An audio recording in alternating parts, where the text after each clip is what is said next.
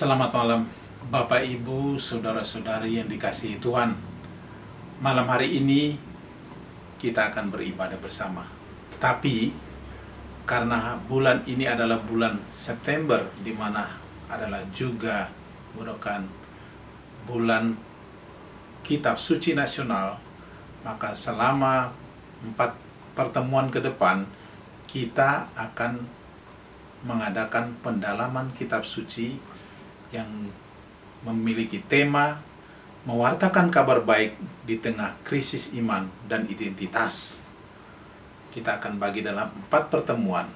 Namun untuk memahami keseluruhan ide dasar dari BKSN 2020 ini, kita akan mendengarkan dulu pengantar seperti berikut ini.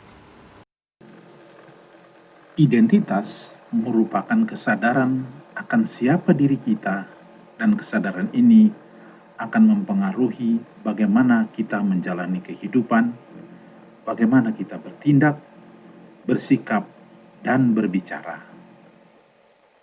Sejak dibaptis, kita mendapatkan identitas sebagai pengikut Yesus dan anggota Gereja Katolik. Kita mengikuti Yesus dalam Gereja Katolik. Sejak menerima baptisan, menerima komuni, menerima sakramen penguatan, kita dilatih menjadi pengikut Yesus dan anggota Gereja Katolik. Kita juga dilatih menjalani kehidupan, bersikap dan berperilaku sesuai dengan jati diri kita. Tidak semua orang Katolik dapat melewati proses itu dengan mudah, sehingga banyak yang menghadapi krisis iman dan identitas. Ada yang sudah dibaptis tetapi tidak memahami iman Katolik, sehingga tidak hidup secara Katolik. Ada yang sudah dibaptis tetapi tidak berani mengaku sebagai orang Katolik di hadapan orang banyak. Ada yang tidak lagi percaya kepada Tuhan walaupun sudah menerima baptisan. Ada juga yang tidak peduli akan identitasnya sebagai orang Katolik, lalu menjalani kehidupan semata-mata mengikuti kesenangan ragawi dan sama sekali tidak berpikir tentang makna dan tujuan hidup. Ada juga yang meninggalkan Gereja Katolik karena tidak memahami keyakinan Katolik dan melihat tampaknya ajaran dari agama atau gereja lain lebih baik dan lebih masuk di akalnya. Berhadapan dengan krisis iman dan identitas, kita dapat belajar dari orang Yahudi di pembuangan dan dari para rasul yang ditinggalkan oleh Yesus. Orang Yahudi menghadapi krisis iman dan identitas ketika kerajaan mereka dihancurkan, bait Allah diruntuhkan, dan mereka diangkut ke pembuangan. Menghadapi krisis ini, pemuka Israel menunjukkan kepada mereka kebenaran mengenai Allah mereka. Dialah yang menciptakan segala sesuatu, yang dapat melakukan hal yang mustahil, yaitu membawa mereka kembali ke tanah air. Dengan cara demikian, orang Yahudi di pembuangan menyadari identitas mereka, yaitu umat yang percaya kepada Allah Pencipta dan Maha Kuasa. Kesadaran akan identitas ini membuat mereka menjalani kehidupan sebagai orang percaya di tanah pembuangan. Para rasul Yesus menghadapi krisis iman dan identitas ketika Yesus ditangkap dan disalibkan. Dalam situasi krisis ini, Yesus yang bangkit dari kematian menjumpai mereka dan menunjukkan siapa sebenarnya Dia. Dengan kebangkitannya, Yesus membuktikan bahwa Dia adalah Anak Manusia, berkuasa atas kerajaan surga. Ia berkuasa memasukkan orang ke dalam kerajaannya atau menolaknya. Dengan mengenal identitas Yesus, para murid dapat mengenal identitas mereka, yaitu sebagai pengikut Anak Manusia yang akan mewarisi kerajaan surga dan dapat hidup sesuai dengan identitas mereka itu. Dalam kedua pengalaman tersebut, kita melihat 3 hal yang harus disadari ketika orang menghadapi krisis iman dan identitas. Pertama, kebenaran mengenai Allah. Kebenaran ini menjelaskan siapa Allah yang kita percaya dan apa yang dikehendakinya. Kebenaran mengenai Allah inilah kabar baik yang perlu disadari oleh orang yang menghadapi krisis iman dan identitas. Kedua, identitas orang beriman. Di hadapan Allah yang kita percaya, kita dapat mengenal diri kita dan menemukan identitas kita. Dengan melihat kebenaran tentang Allah, kita dapat melihat relasi kita dengan Allah. Ketiga, cara hidup menurut identitas. Identitas kita sebagai orang yang percaya kepada Allah akan menentukan cara hidup kita. Kesadaran akan identitas ini menuntun kita untuk menjalani hidup dengan benar.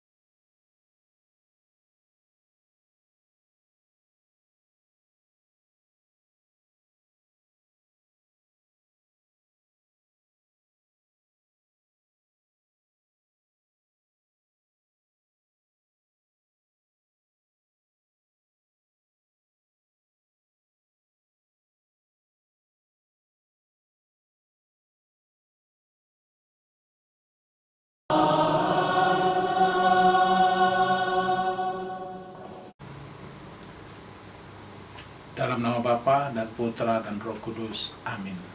Tuhan sertamu dan sertamu juga.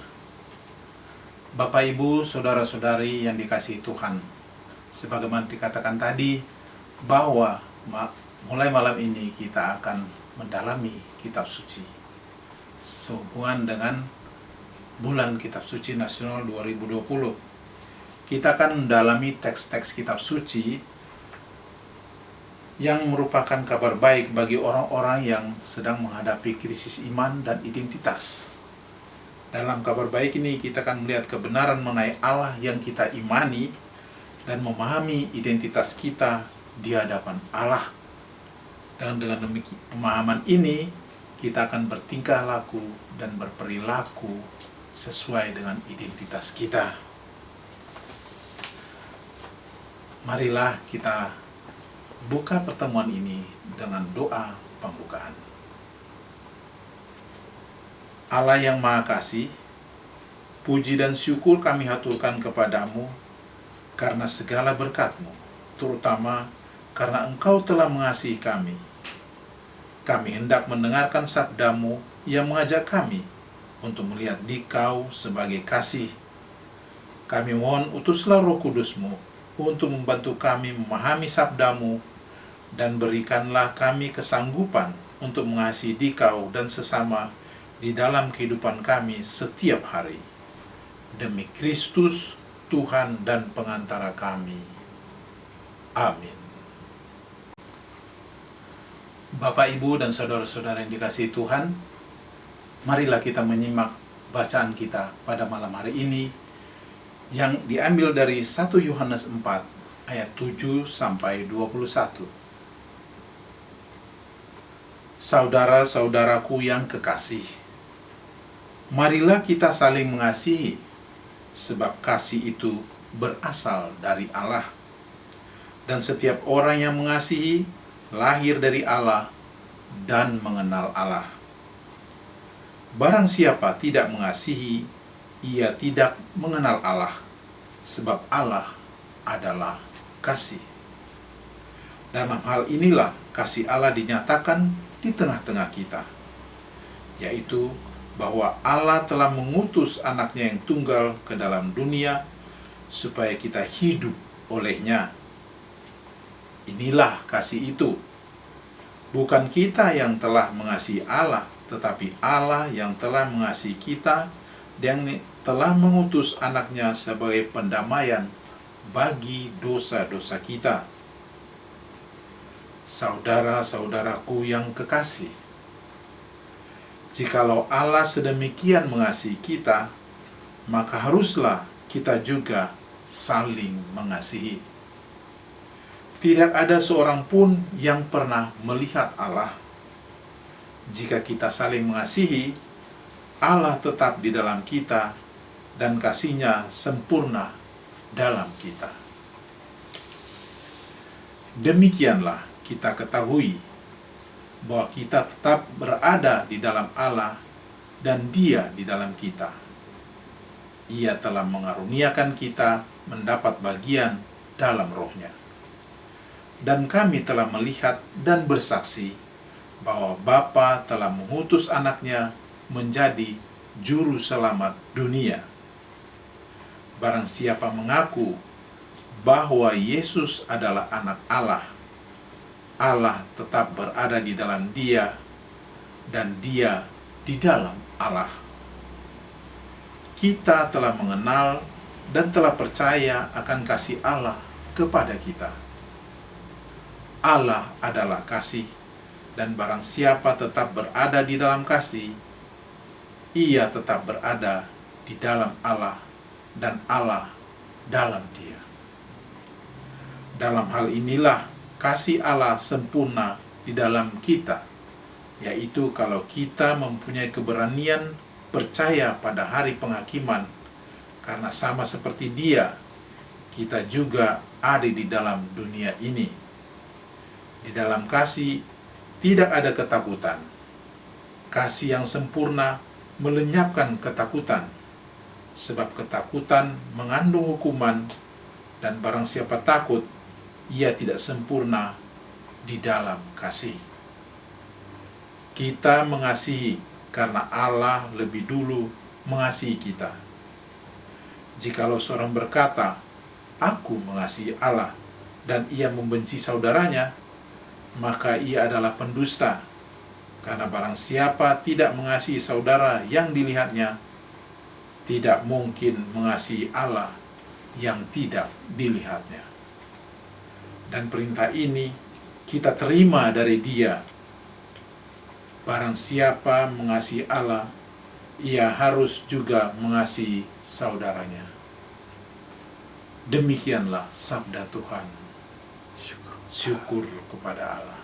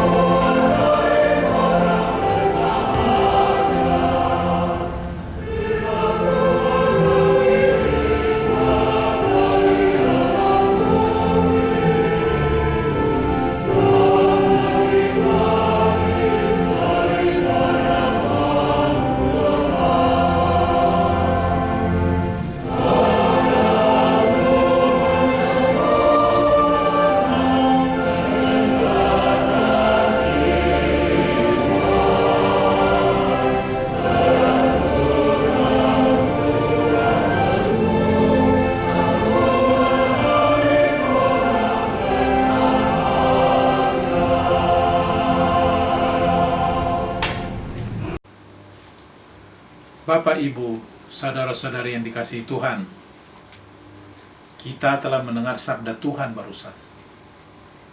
Dan kita akan mendalaminya dengan menjawab beberapa pertanyaan berikut. Sebaiknya Bapak Ibu menyiapkan pensil atau pulpen dan menuliskan pertanyaan ini agar dapat direnungkan sendiri pada saat pertemuan kita ini sudah selesai. Pertanyaan pertama, siapakah Allah yang diperkenalkan dalam perikop ini? Saya ulangi, siapakah Allah yang diperkenalkan dalam perikop ini? Yang kedua, bagaimana Allah mengasihi manusia? Bagaimana Allah mengasihi manusia? Yang ketiga, mengapa kita harus mengasihi sesama? Mengapa kita harus mengasihi sesama? Keempat, mengapa di dalam kasih tidak ada ketakutan? Mengapa di dalam kasih tidak ada ketakutan? Dan yang kelima, apa yang harus kita lakukan setelah dikasihi oleh Allah? Apa yang harus kita lakukan setelah dikasihi oleh Allah? Demikian 5 pertanyaan yang perlu kita renungkan dalam diri kita masing-masing. Bapak, Ibu, dan saudara-saudari sekalian, untuk menjawab pertanyaan-pertanyaan yang tadi diberikan, ada beberapa penjelasan tambahan berikut ini. Dasarnya adalah Allah adalah kasih. Itu yang kita dengarkan tadi. Dan karena kasihnya, Allah menghendaki bahwa kita manusia berbahagia bersama Dia di surga. Itu. Jadi Allah ada kasih, dan karena kasihnya Allah menghendaki manusia berbahagia di surga. Di sana manusia dalam persekutuan yang sempurna, persekutuan kasih dengan Allah. Tetapi dosa menghalangi manusia untuk bersatu dengan Allah. Manusia tidak layak karena dosa. Namun, karena kasihnya juga, Allah mengutus putranya untuk menyelamatkan manusia dari kekuasaan dosa. Kita tahu Yesus datang, menderita, berkurban untuk menyelamatkan kita semua. Sehingga setelah dosa itu dihapus, kita dianggap layak untuk bersatu dengan Allah. Ada dasar ajakan saling mengasihi adalah identitas Allah sendiri yang diimani kita, yakni kasih. Sedangkan kasih yang sejati lahir dari iman akan Kristus. Nah, kasih Allah ini akan sempurna di dalam diri kita kalau kita punya keberanian untuk percaya pada hari penghakiman. Kita siap dinilai oleh Allah pada saat itu. Kasih kita merupakan tanggapan atas kasih Allah. Tanggapan ini hanya mungkin diberikan bila kita mengerti bahwa Allah telah mengasihi kita dengan kasih yang sedemikian besar. Demikian beberapa pokok pikiran untuk membantu kita menjawab pertanyaan-pertanyaan yang diajukan tadi. Bapak, Ibu, saudara-saudara yang dikasihi Tuhan, apakah pesan dan penerapan yang dapat kita ambil dari percakapan kita pada malam hari ini? Ada 3 hal.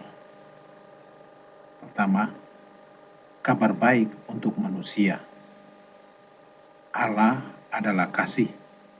Allah mengasihi kita dan menghendaki kita berbahagia di surga bersama Dia selamanya. Karena itu, Ia mengutus anaknya untuk menghapus dosa kita sehingga kita layak menerima kebahagiaan abadi itu. Kedua, identitas kita.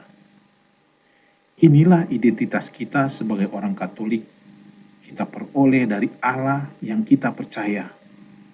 Dalam arti umum, percaya berarti menerima suatu kebenaran tertentu dan segala sesuatu yang berkaitan dengan kebenaran ini.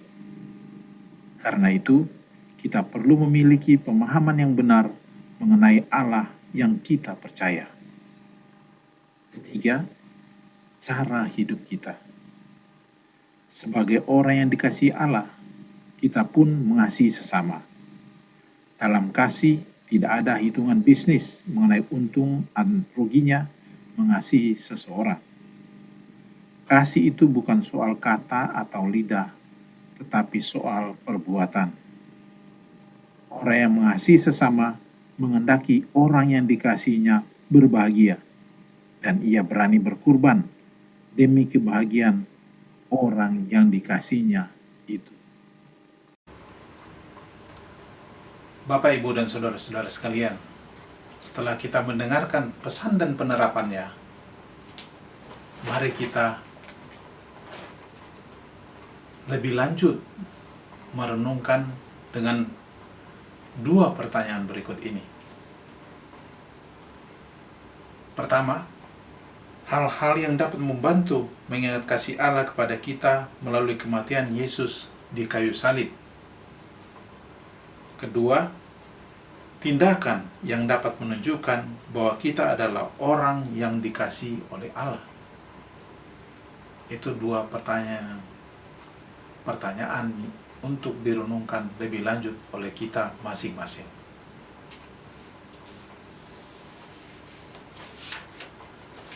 Mari kita lanjutkan dengan doa umat. Ya Bapa, kami bersyukur karena Engkau telah memperkenankan kami masuk ke rumah-Mu kembali. Berikanlah kami kesehatan yang baik, agar kami dapat merayakan Ekaristi di rumah-Mu yang kudus.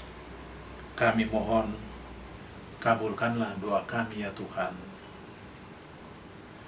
Puji dan syukur kami sampaikan kepadamu Bapa atas kesembuhan yang Engkau berikan bagi Ibu Amansari. Semoga kesembuhan ini menjadi peneguhan bagi Ibu Amansari dan bagi kami semua akan kasih-Mu yang sedemikian besar bagi kami. Kami mohon, kabulkanlah doa kami ya Tuhan.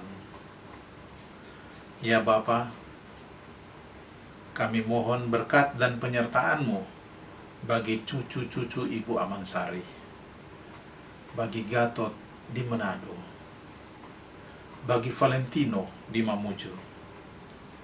Berikanlah berkat dan kesehatan yang baik agar mereka dapat menjalankan pekerjaan dan aktivitas mereka dengan baik pula.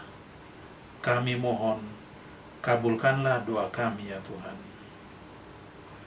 Ya Bapa, bantulah kami umat di Rukun Santa Agnes agar tetap bersatu dan menyadari bahwa kami punya identitas sebagai pengikut Kristus di dalam Gereja Katolik. Kami mohon, kabulkanlah doa kami ya Tuhan. Mari kita satukan doa-doa kita dengan doa yang diajarkan oleh Kristus sendiri. Bapa kami yang ada di surga, dimuliakanlah nama-Mu, datanglah kerajaan-Mu, jadilah kehendak-Mu di atas bumi seperti di dalam surga. Berilah kami rezeki pada hari ini, dan ampunilah kesalahan kami, seperti kami pun mengampuni yang bersalah kepada kami. Dan janganlah masukkan kami ke dalam percobaan, tetapi bebaskanlah kami dari yang jahat. Amin. Bapak dan Ibu sekalian, tibalah kita pada akhir perjumpaan kita pada malam hari ini. Mari kita tutup dengan doa. Marilah berdoa. Allah Bapa yang Maha Pengasih, kami bersyukur atas sabda-Mu yang telah kami dengarkan dalam pertemuan ini. Kami mohon, bantulah kami dengan Roh Kudus-Mu, agar kami dapat mengasihi sesama sebagai wujud kasih kami terhadap-Mu. Demi Kristus, Tuhan dan pengantara kami. Amin. Marilah kita mohon berkat dari Tuhan. Semoga kita sekalian dan segala rencana dan aktivitas kita dilindungi dan diberkati oleh Allah yang Maha Kuasa, dalam nama Bapa dan Putra dan Roh Kudus. Amin. Santo Fransiskus Assisi, doakanlah kami. Santa Agnes, doakanlah kami.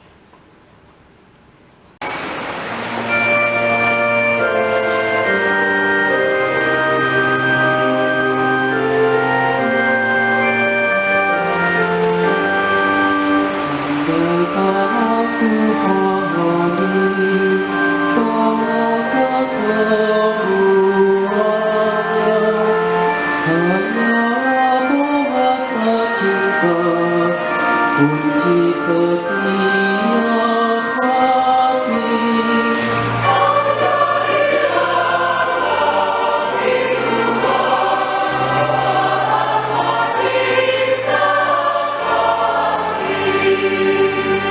Andai